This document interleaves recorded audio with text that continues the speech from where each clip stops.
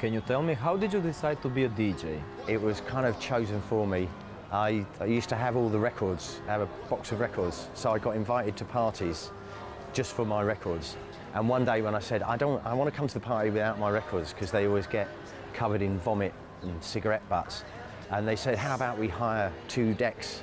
And so that way you're in charge of your records and they don't get broken. And I did it, I loved it, the crowd loved it. And yeah, I never intended to do it. I wanted to be a musician. I have to praise you like I should. If you were not a DJ, what would you be? A fireman.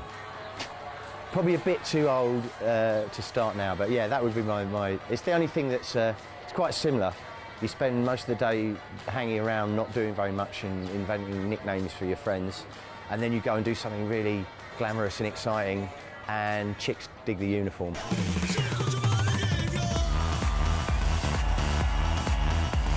You're traveling all around the world, but what is the most interesting place you have visited and why? I think Japan is my most interesting place. Everything happens slightly differently in Japan, and a lot of it way better than where I come from. Yeah, it's just, and the people have a slightly different mindset, but everything else in society and food and the way they look.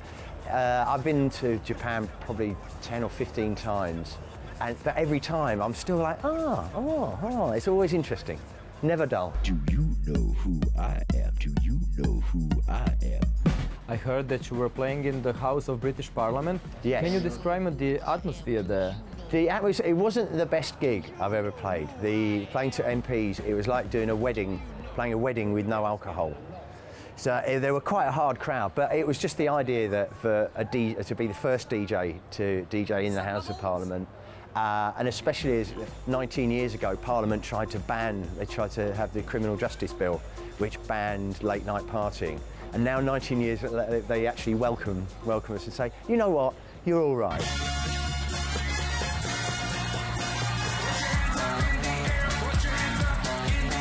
Can you reveal us what kind of music are you listening when you're home alone? When I'm home alone, anything that doesn't sound electronic or dancey.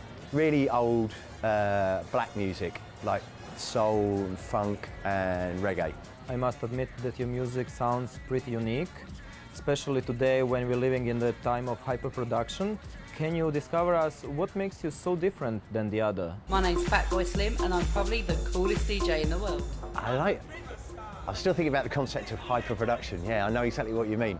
I don't know, I've always approached most things I do, I try and find a different angle to do it. Because if you're going to be a chef,